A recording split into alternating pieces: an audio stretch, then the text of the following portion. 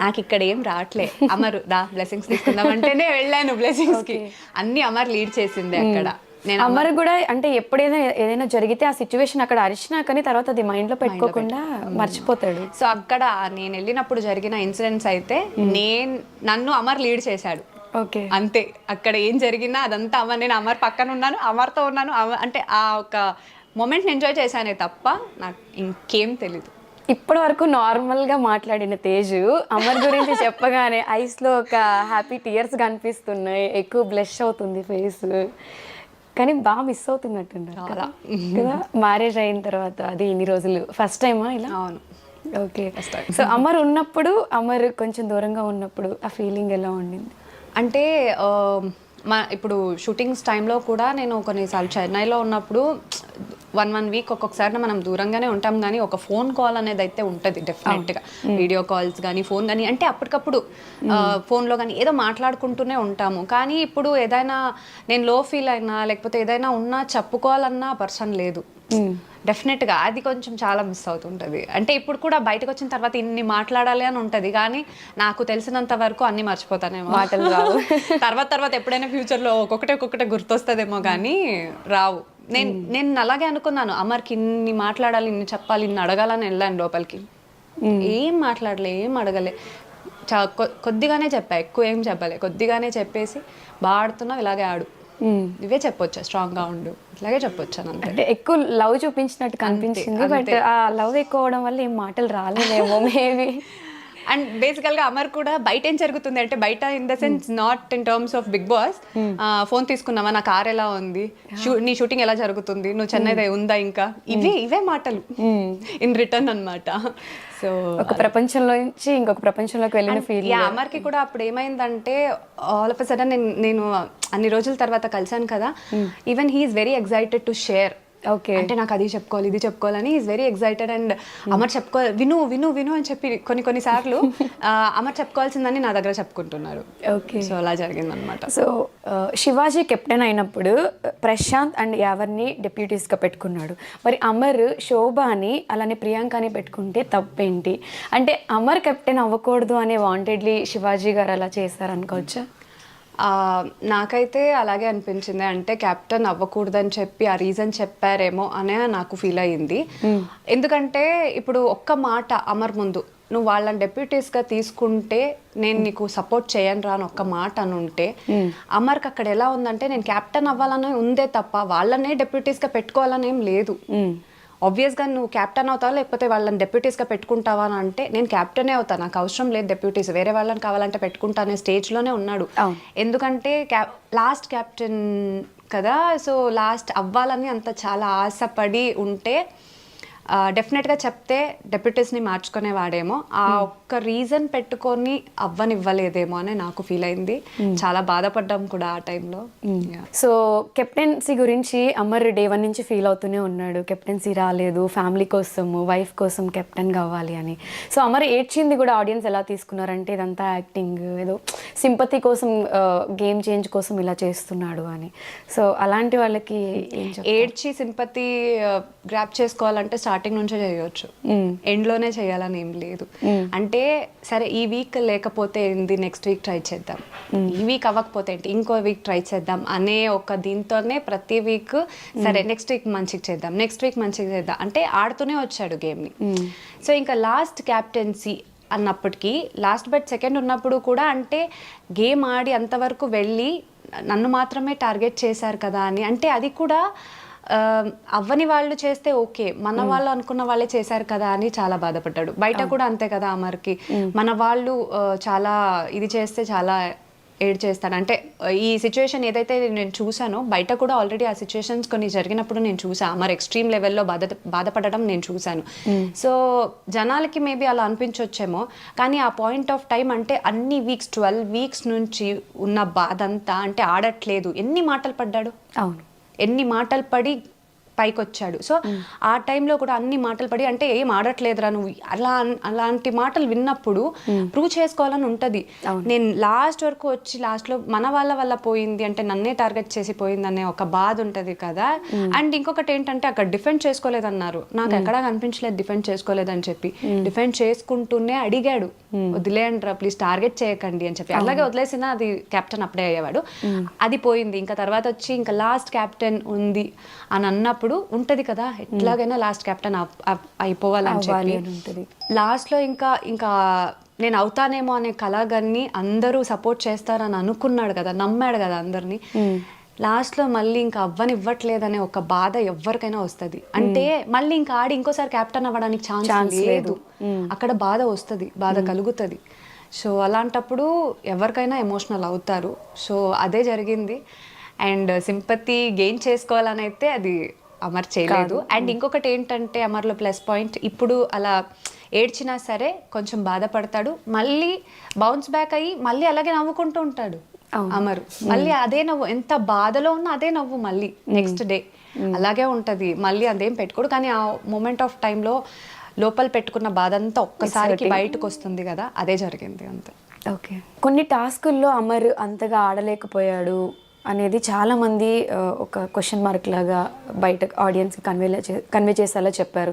అంటే గేమ్ ఎందుకు ఆడట్లేదు, అమర్కి ఏమైనా హెల్త్ ఇష్యూస్ ఉన్నాయా, లేకపోతే నిజంగా బిగ్ బాస్ హౌస్లోకి వెళ్ళాలి అనే ఆత్రం ఉంది తప్ప టాస్కులు ఆడి చూపించాలి అనే ఇంట్రెస్ట్ అమర్కి లేదు అని చాలామంది కూడా మాట్లాడారు. అసలు అమర్కి ఏమైనా హెల్త్ ఇష్యూస్ ఉన్నాయా, ఎందుకు కొన్ని టాస్కుల్లో ఆడలేకపోయాడు? అది టాస్క్ వచ్చేంతవరకు అక్కడ కొన్నిసార్లు మేము చెప్పలేము, ఎంత స్ట్రాంగ్ ఉన్నా ఒక్కొక్కసారి ఫస్ట్లోనే పోతుంది, లేకపోతే ఒక్కొక్కసారి ఎండ్ వరకు వచ్చి పోతుంది. అది మనము టాస్క్ అండ్ అప్పుడున్న సిచ్యువేషన్ బట్టి. ఎందుకంటే మేము కూడా ఇప్పుడు ఏదైనా జస్ట్ ఫన్ టాస్క్ లాగా మనకి ఏదైనా షోస్లో పెట్టినప్పుడు కూడా మనం ఆడుతున్నా సరే అలా ఉంటుంది. సో టాస్క్ గురించి మనం చెప్పలేము, ఏ సిచ్యువేషన్లో ఎలా అయినా అవ్వచ్చు. పెద్దగా కండలు ఉండి మంచిగా ఆడేవాళ్ళు కూడా ఒక్కొక్కసారి స్టార్టింగ్ సెకండ్ థర్డ్లోనే ఓడిపోయేది కూడా కొన్ని ఉన్నాయి. సో అది డిపెండ్స్ అంతే. కానీ హెల్త్ గురించి వస్తే డెఫినెట్గా అమర్కి ఇంతకు వెళ్ళే ముందే కూడా విపరీతమైన బ్యాక్ పెయిన్ ఉంది. ఇంతకు ముందు ఒకసారి మనం నీతోనే డాన్స్ కోసం ఒక ఇంటర్వ్యూ, అంటే బిగ్ బాస్కి వెళ్ళే ముందు ఒక ఇంటర్వ్యూ చేసినప్పుడు కూడా దాంట్లో మనం మెన్షన్ చేశాము. కానీ ఎందుకంటే వాళ్ళు కూడా అడిగారు కాబట్టి డాక్టర్ కూడా ఆ రోజు మళ్ళీ ఫిజియో కోసం వచ్చారు వెళ్ళే ఒక రోజు ముందు కూడా. ఓకే, సో అందుకోసమే అది టాపిక్ అప్పుడు వచ్చింది. కానీ ఒక్కటి ఏంటంటే అది పెట్టుకొని అమర్ లోపల సింపతి గెయిన్ చేయడానికి కోసమో లేకపోతే ఇంకోటి ఏదో నాకు బాలేదనేటట్టు ఎప్పుడు ఏది ట్రై చేయలేదు. ఎంత పెయిన్ ఉన్నా భరించాడు. నేను ఎందుకు చెప్తానంటే నీతోనే డాన్స్ ఫినాలే రోజు అసలు నిజంగా చెప్తున్నాను 3 పెయిన్ కిల్లర్ ఇంజెక్షన్స్ వేసాము డాన్స్ షో కోసం.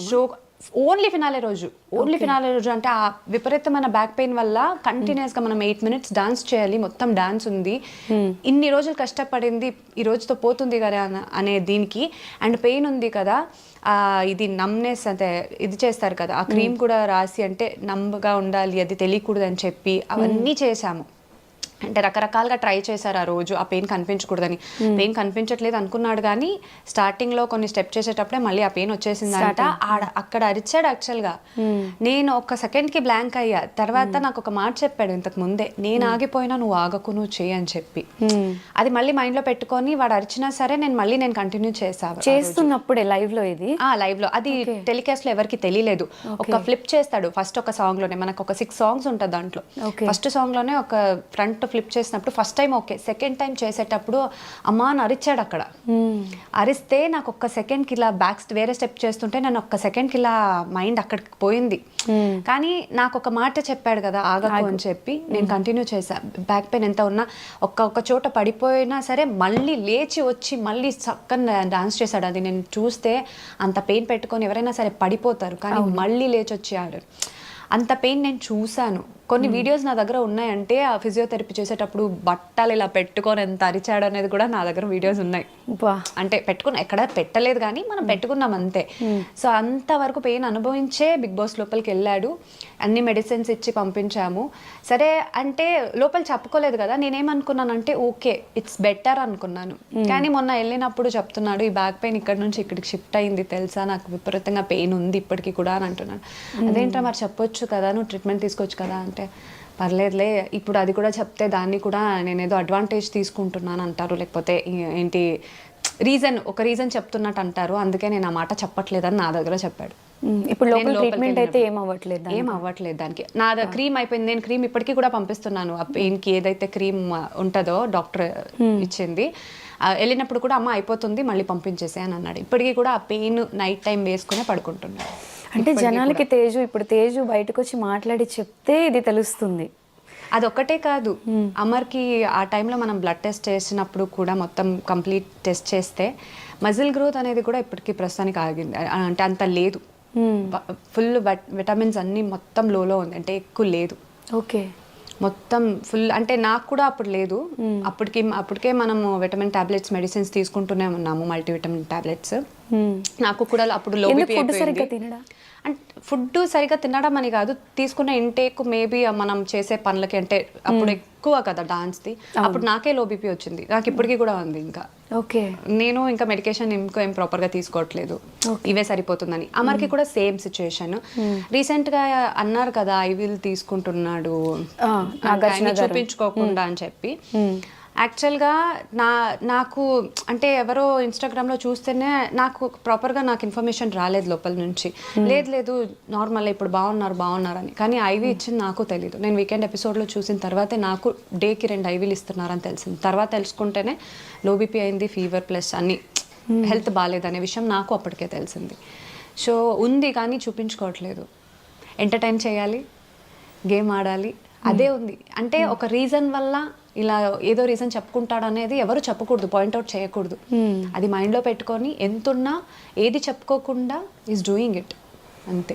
దాన్ని కూడా కొంతమంది అంటారు సింపతి, అది అంటే రకరకాలుగా అంటారు, మనం ఇంకేం చేయలేము. అవును, అంటే జనాలు ఎంత ఈజీగా ఒక కమెంట్ పెట్టేస్తారు, ఒక మాట మాట్లాడేస్తారు, వాళ్ళకి ఇవన్నీ ఏం తెలియదు కదా. అంటే లోపల ఎంత సఫర్ అవుతున్నారు, ఏం ఫీల్ అవుతున్నారు అనేది ఫేస్ చేసే వాళ్ళకే తెలుస్తుంది.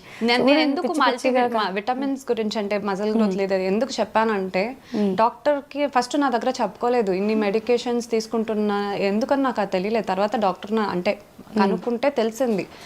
ఏం దీని గురించి ఏంటి డాక్టర్ ప్రాబ్లము అంటే, ఓకే కదా బెటర్ అవుతాడంటే మెడికేషన్ ప్రాపర్గా తీసుకోవాలి, మళ్ళీ కొంచెం విటమిన్స్ అంతా ఒక నార్మల్ దీనికి వస్తేనే ఓకే అమ్మా అని అన్నారు. సరే దీనివల్ల ఏమైనా ప్రాబ్లం ఉందా అని అంటే, అమ్మ ఏమైనా దెబ్బ పడింది అనుకో కొంచెం గట్టిగా, డైరెక్ట్ ఫ్రాక్చర్ అమ్మ అన్నారు.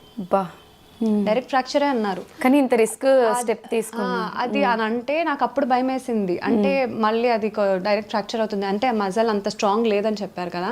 నాకు అందుకే బిగ్ బాస్కి వెళ్ళే ముందు నాకు భయం వేసింది, అంటే టాస్క్లో కానీ ఏదైనా.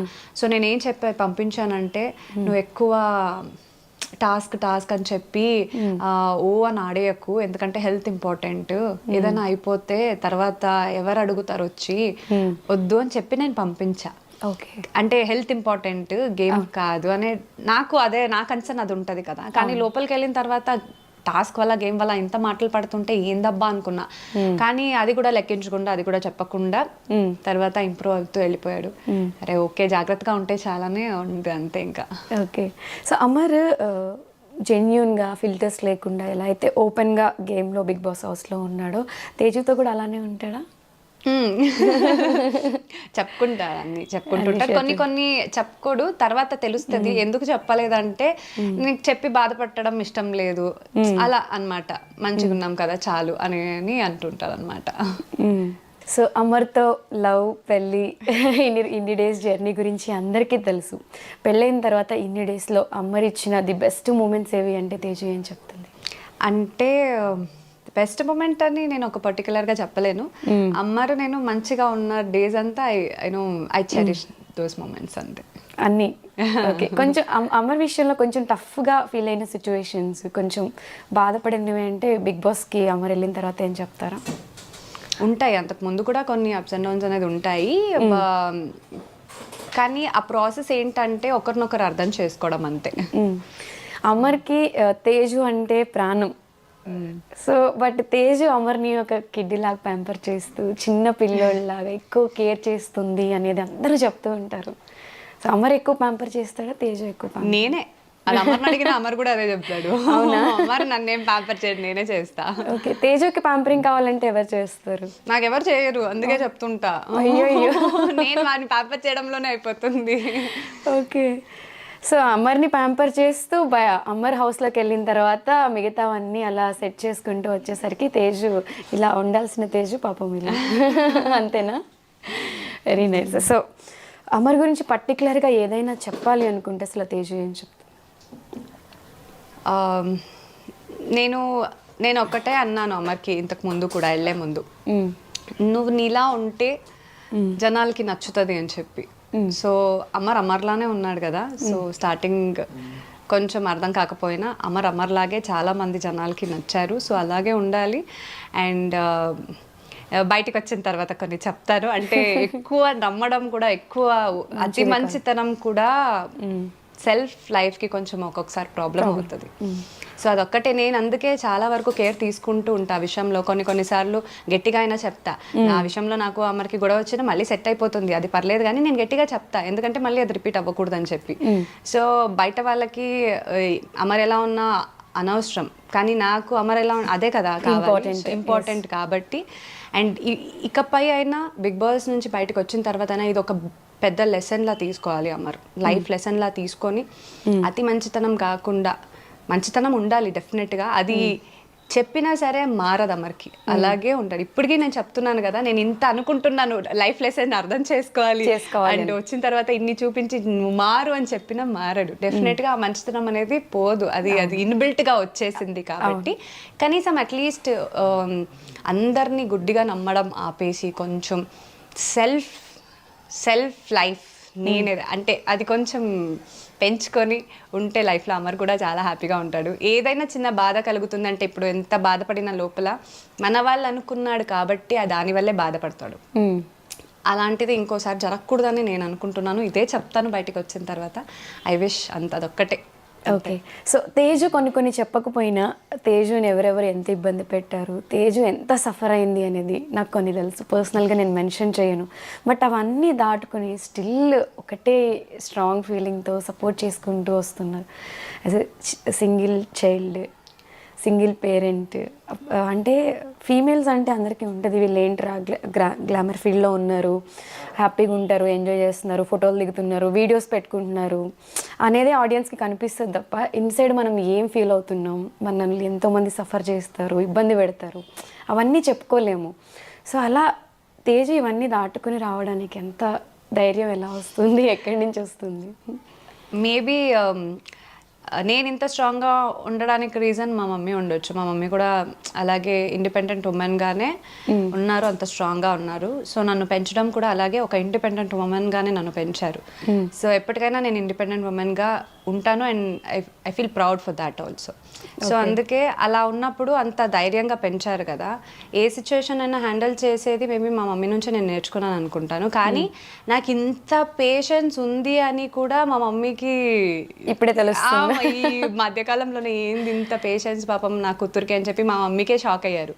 నాకు కూడా తెలీదు ఇంత పేషెన్స్ అండ్ ఇంత స్ట్రాంగ్గా నేను ఇవన్నీ హ్యాండిల్ చేసుకుంటూ వస్తానని చెప్పి. కానీ ఎంత స్ట్రాంగ్గా హ్యాండిల్ చేసినా ఏదున్నా నేను ఒక మనిషినే కాబట్టి ఒక్కొక్క టైంలో డెఫినెట్గా నేను లో ఫీల్ అవుతాను, బస్ట్ అవుట్ అవుతాను, అవన్నీ జరిగినాయి డెఫినెట్గా. సో అలాంటప్పుడు కూడా ఓకే, ఆ మూమెంట్లో మళ్ళీ తర్వాత స్ట్రాంగ్గా రావడం చాలా విషయంలో జరిగింది. అండ్ ఒకటే నా వరకు అట్లా వచ్చిందని చెప్పి ఇంకొకరిని ఇది చేయడం అనేది నా దాంట్లో ఉండదు. సో కర్మ అనేది ఉంటుంది డెఫినెట్గా, పైన వాడి మీద వదిలేస్తా అంతే. సో ఇంత సపోర్ట్ చేస్తున్న తేజుని చాలామంది అమర్ వైఫ్ ఎందుకు అమర్కి సపోర్ట్ చేయట్లేదు, ఎందుకు తేజు బయటికి రావట్లేదు, ఎందుకు మాట్లాడట్లేదు అని చాలామంది అడుగుతూ ఉన్నారు. ఎప్పుడైతే అంటే లోపలికి వెళ్ళిన తర్వాత మనకి 24/7 ఎవరు బిగ్ బాస్ ఫాలో అవ్వరు. చూపించే 1 అవర్ని చూసి అమర్ని చాలా ట్రోల్స్ చేశారు, చాలా మీమ్స్ కమెంట్స్ పెట్టి చాలా నెగిటివ్ చేసేస్తారు.